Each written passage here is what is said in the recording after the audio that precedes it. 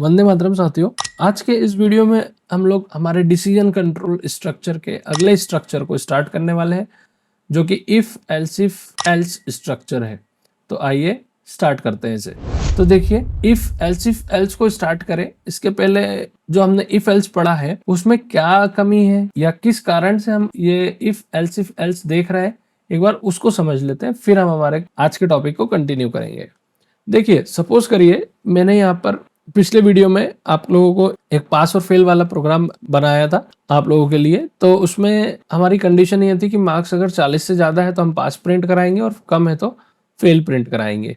लेकिन देखिए, मैंने ये भी बोला था एक 100 मार्क्स का पेपर है। अब देखिए, सपोज करिए किसी ने गलती से 120 इंटर कर दिया तो क्या होगा। ठीक है, हम रन करते हैं इस प्रोग्राम को और देखते हैं मार्क्स हो गया 120। तो आउटपुट में क्या आ गया, पास आ गया। तो अब बताइए 100 मार्क्स का पेपर है और 120 में कैसे कोई पास हो सकता है ना। तो अब इस चीज को हम कैसे हैंडल करेंगे वो भी हम देखेंगे हमारे इफ एल्स से। तो आइए कंटिन्यू करते हैं।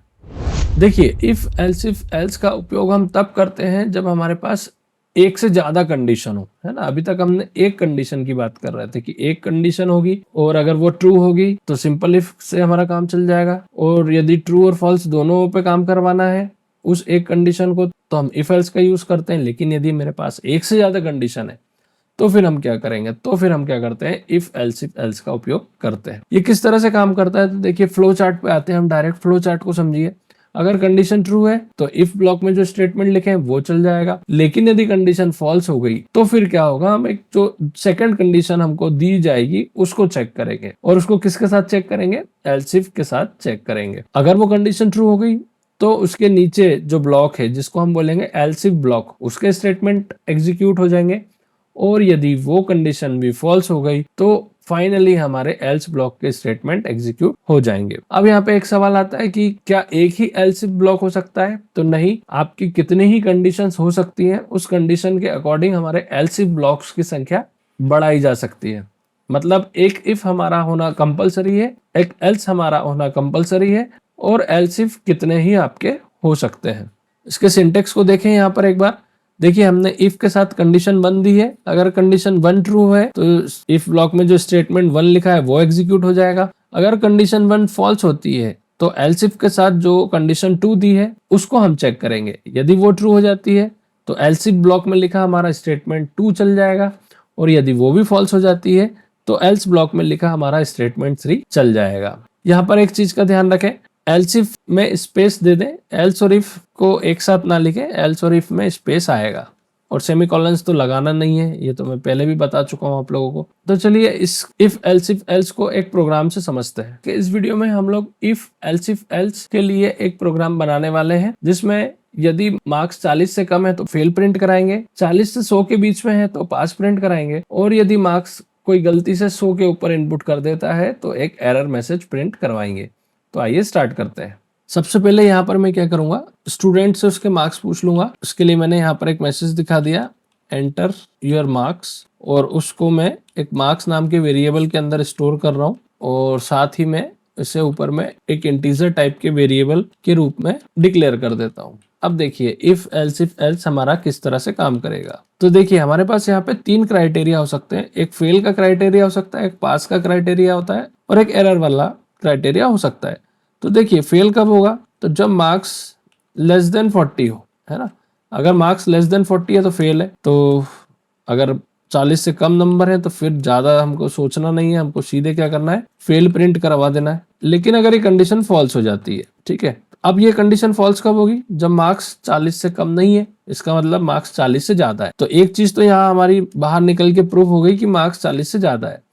अब दूसरी चीज हमको चेक करना है कि जो मार्क्स है वो 100 के अंदर है, मतलब 40 से तो ज्यादा है, और 100 से कम है, या 100 के बाहर है, मतलब 100 के अंदर है कि 100 के बाहर है। तो उसके लिए हम क्या करते हैं, marks less than equal to 100 लिख देते हैं, है ना। और यहाँ पर मैं क्या करता हूँ, प्रिंट करा देता हूँ पास। अब यहाँ पे लेस देन इक्वल टू क्यों लगाया है, क्योंकि हम 100 को भी शामिल करेंगे, इसलिए 40 में हमने पास बोला है, इसलिए यहाँ पर ऊपर वाले इफ में हमने लेस देन लगाया है, इक्वल टू नहीं लगाया है, ठीक है। अब देखिए, अगर पहले वाले इफ से तो प्रूफ हो गया था, अगर पहला वाला इफ फॉल्स होगा तो उससे एक चीज साबित हो जाएगी कि हमारे मार्क्स 40 से ज्यादा है। और अगर ये वाली कंडीशन ट्रू हो गई तो हमारे मार्क्स 100 के अंदर है, मतलब 40 से 100 के बीच में आ जाएंगे। और अगर ये कंडीशन फॉल्स हो गई, इसका मतलब हमारे मार्क्स 100 के भी ज्यादा है। तो फिर 100 से ज्यादा है तो क्या हो जाएगा, हम प्रिंट करा देंगे एक एरर मैसेज। ये एक एरर मैसेज मैंने प्रिंट कर दिया, ठीक है।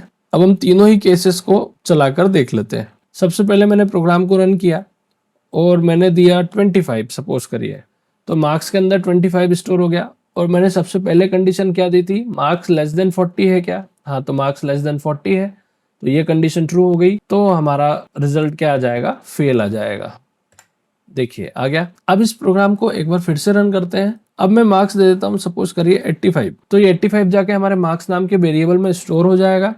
ऊपर मैंने कंडीशन क्या दी है, मार्क्स लेस देन 40, तो मार्क्स लेस देन 40 है क्या, नहीं है, तो पहली कंडीशन हो गई हमारी फॉल्स। तो देखिए अब पहली कंडीशन फॉल्स हो गई इफ के साथ दी हुई, तो अब हम कहाँ आएंगे, एल्स इफ वाली कंडीशन पर आ जाएंगे जिसमें हमारी दूसरी कंडीशन दी हुई है। अब वहां कंडीशन क्या दी थी, marks less than equal to 100, marks 100 से कम है ना, 85 जो है वो 100 से कम है, इसलिए ये वाली कंडीशन ट्रू हो गई।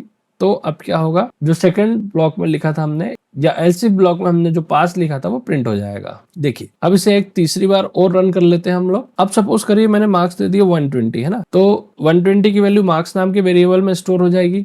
अब पहली कंडीशन क्या दी हुई हमने, मार्क्स लेस देन 40, नहीं मार्क्स 40 से कम नहीं है, तो ये कंडीशन हो गई फॉल्स। सेकंड कंडीशन दी हमने marks less than equal to 100, तो क्या 100 से भी कम है, नहीं है, तो दोनों कंडीशन फॉल्स हो गई। तो अल्टीमेटली हमारा जो एल्स ब्लॉक है उसके स्टेटमेंट चल जाएंगे और एक एरर मैसेज प्रिंट हो जाएगा। तो आई होप आप लोगों को ये प्रोग्राम पूरी तरह से समझ में आ गया होगा। आई होप आप लोगों को ये वीडियो पसंद आया होगा। यदि वीडियो पसंद आया तो इसे लाइक कर दें, हमारे चैनल को सब्सक्राइब कर लें और हमारे टेलीग्राम चैनल को भी ज्वाइन कर लें। अगले वीडियो में फिर से मिलेंगे, तब तक के लिए बाय बाय, वंदे मातरम।